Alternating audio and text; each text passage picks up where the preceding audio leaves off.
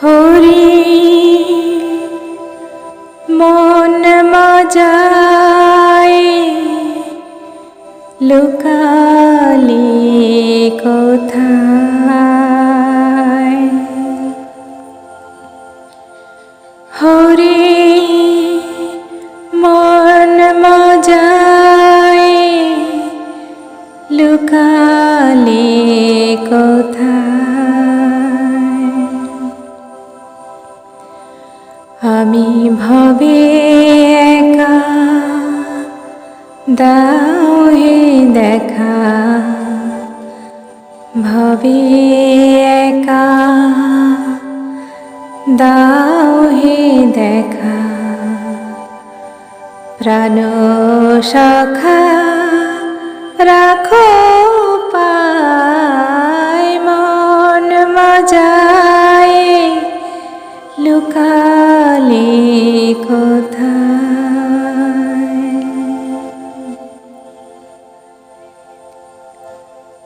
Hare Krishna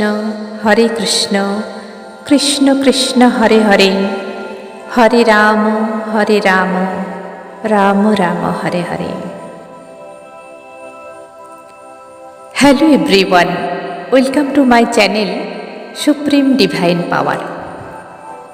I am Supreme Energy Sujata Adhikari, teacher of energy science and spiritual trainer. সবাই আশা করছি ঈশ্বরের কৃপায় ভালোই আছেন। আমি দারুণ আছি, খুব ভালো আছি। চলে এসেছি আজকে একটি দারুণ টপিক নিয়ে আলোচনা করব, যা হলো এসে গেছে জন্মাষ্টমী। প্রত্যেক বৎসর ভাদ্র মাসের শুক্ল অষ্টমী তিথিতে এই পূজা সনাতন ধর্মাবলম্বীরা করে থাকেন। জন্মাষ্টমী মানেই হয়ে গেল আমাদের কাছে যেন ভগবান স্বয়ং আবির্ভূত হয়েছেন। হয়ে গেছে অনেকগুলো বছর, তবুও মনে হয় যেন প্রত্যেক বছর ভগবান নতুন করে আবার আবির্ভূত হন। কিন্তু তিনি আছেন সব সময়, সর্বদা, সব জায়গায়।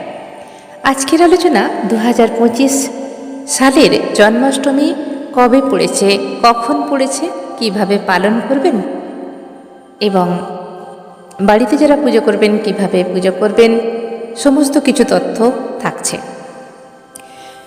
2025 সালের জন্মাষ্টমী পড়েছে 16ই আগস্ট। 30শে শ্রাবণ শনিবার পালন করা হবে, কিন্তু 15ই আগস্ট শুক্রবার রাত্রি 1:18 থেকে 16ই আগস্ট শনিবার 10:49 পর্যন্ত থাকবে। সেই জন্যে শনিবার 16ই আগস্ট 30শে শ্রাবণ শনিবার শ্রীকৃষ্ণের জন্মাষ্টমী পালন করা হবে। এই দিন শ্রীকৃষ্ণের বাল্যরূপকেই আমরা পুজো করে থাকি, তাই না? তো এই পুজো যখন আমাদের আসে আমরা সবাই ভীষণ আনন্দিত হই। মনে রাখবেন, এই জন্মাষ্টমীর ব্রত অনেক কষ্ট করে মানুষ পালন করেন। সারাদিন নির্জলা থেকে ভগবানকে প্রসন্ন করার চেষ্টা করেন। কিন্তু মনে রাখবেন, সবার জন্য এত কঠিন উপবাস মানুষ করতে পারে না। কারণ অনেক বয়স্ক মানুষ আছেন, অনেক মানুষ অসুস্থ আছেন। নির্জলা উপোস না করলেও ভগবান কিন্তু প্রসন্ন হবেন। কারণ আপনার যে ফিজিক্যাল বডি, তার নিড হচ্ছে খাবার, আর আপনি যে মন থেকে তাকে ডাকছেন সেটা হলো আপনার স্পিরিচুয়াল বডি। তো এখানে আপনারা শরবত, ফল কিছু খেয়ে এই পুজো করতেই পারেন, কোনো অসুবিধা নেই। শুধু মনটাকে ঠিক রাখবেন। ভগবানকে ডাকতে গেলে শুধু চাই ভক্তি।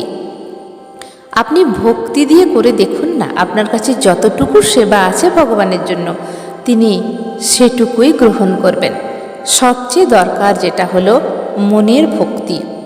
নাহলে মনের ভক্তি না থাকলে হাজার রকম আয়োজন করে সারা দিন শুকনো হয়ে থেকে সারা দিন জল পান না করে মনের ভেতর যদি একটা কষ্ট বা রিগ্রেট থাকে, সেখানে পুজো সম্পূর্ণ হয় না। অতএব মনকে খুশি রেখে, মনকে পবিত্র রেখে যদি ফল শরবত জল খেতেই হয়, খেয়ে ভগবানকে ডাকুন। ভগবান বলে দেয়নি যে আমার পুজো একদম শুকনো হয়ে কিছু না খেয়ে করলে তবে আমি সন্তুষ্ট হব। করে দেখুন, মনের ভক্তির চেয়ে বড় জিনিস আর কিছু নেই। ভগবান কি গ্রহণ করেন? মনের ভক্তি। আমরা উপবাস করি কেন? তার শ্রদ্ধার্কে, কারণ তাকে দেবার মতো আমাদের কিছুই নেই। কিছু আছে কি? এই বিশ্বব্রহ্মাণ্ডে যা কিছু আছে সব কিছুই তো তার। আমরা ফল দিচ্ছি, ফুল দিচ্ছি, জল দিচ্ছি, দুধ দিচ্ছি, ঘি মাখন যা কিছু তাকে অর্পণ করছি, সব কিছুই তো তার, আমাদের কিছুই নেই। আমরা শুধু দিতে পারি তাকে মনের ভালোবাসা, মনের ভক্তি। আর আমরা উপবাস থেকে তাকে শ্রদ্ধার্ঘ জানাই, এটুকুই। তাহলে আমরা কি করব? যেদিনে শনিবার দিন আমরা জন্মাষ্টমীর ব্রত পালন করব, তার আগের দিনে সন্ধ্যাবেলায় আমরা সংযম পালন করব।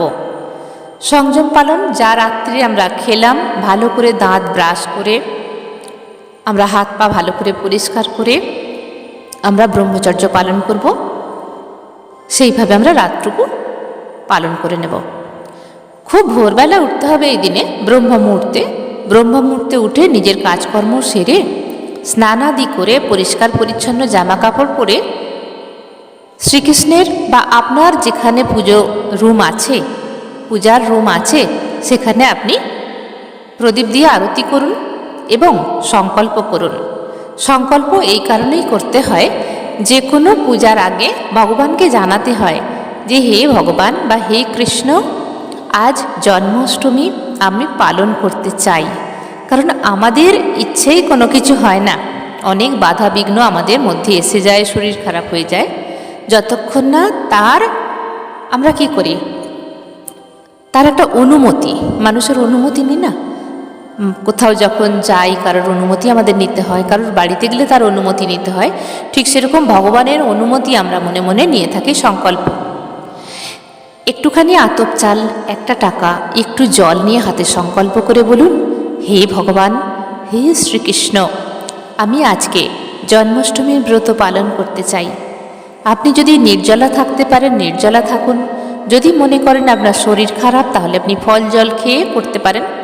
বলুন, আজকের দিনটা তুমি যেভাবে আমাকে রাখতে চাও তুমি সেভাবে রাখো, আমাকে শক্তি দাও, সংযম পালন করার, সংকল্প পালন করার মতো আমাকে শক্তি দাও, আমি যেন তোমার পুজো ভক্তি ভরে করতে পারি।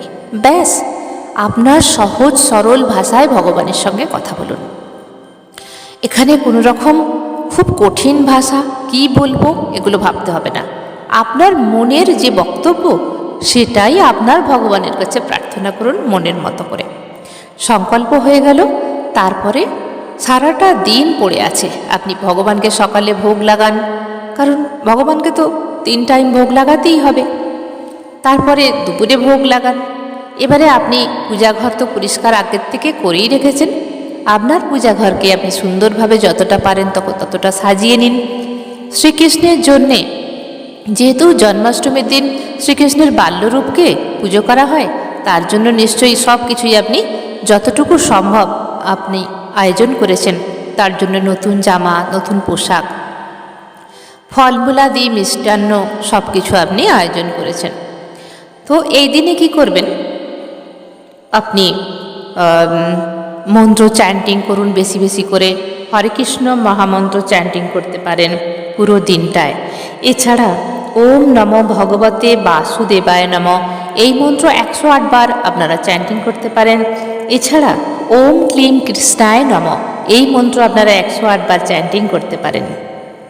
এছাড়া হে কৃষ্ণ করুণা সিন্ধু দীনবন্ধু জগৎপথে গোপেশা গোপিকা কান্ত রাধাকান্ত নমস্তুতে এই মন্ত্র চ্যান্টিং করতে পারেন বা শুনতে পারেন।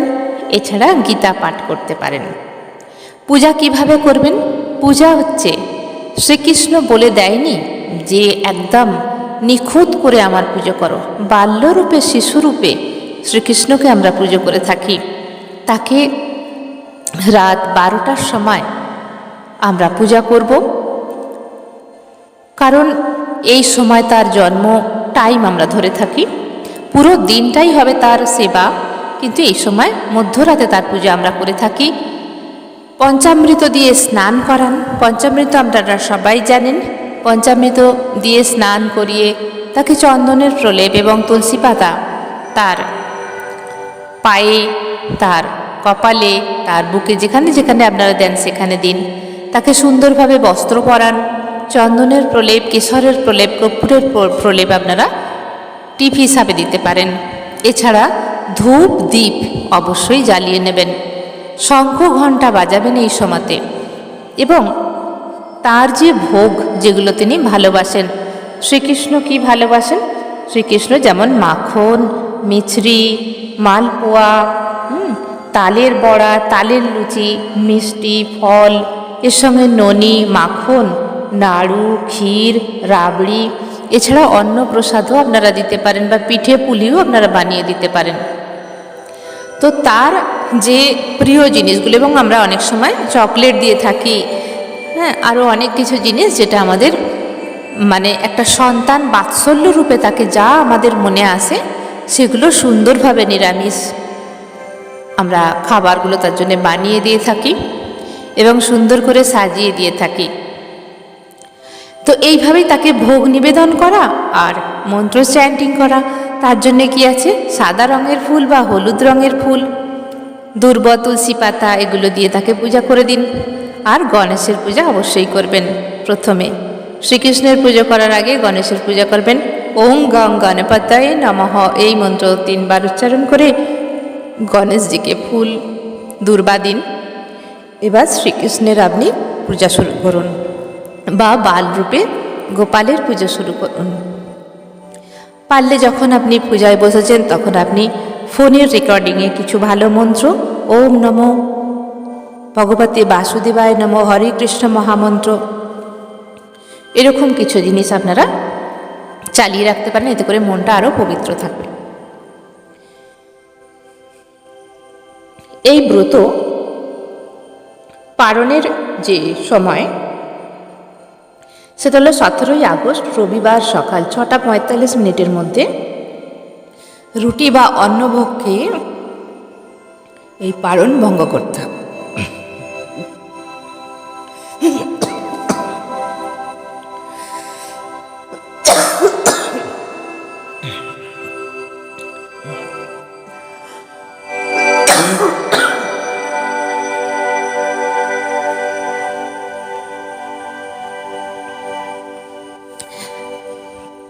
সরি গাইস, আমার গলাটা ভীষণ লেগে গিয়েছিল, কাশি এসে গিয়েছিল। তাহলে এই ছিল শ্রীকৃষ্ণের জন্মাষ্টমীর ভিডিও। আজকের ভিডিও এখানেই শেষ করলাম। সবাই ভালো থাকবেন, দারুণ থাকবেন, আনন্দ থাকবেন।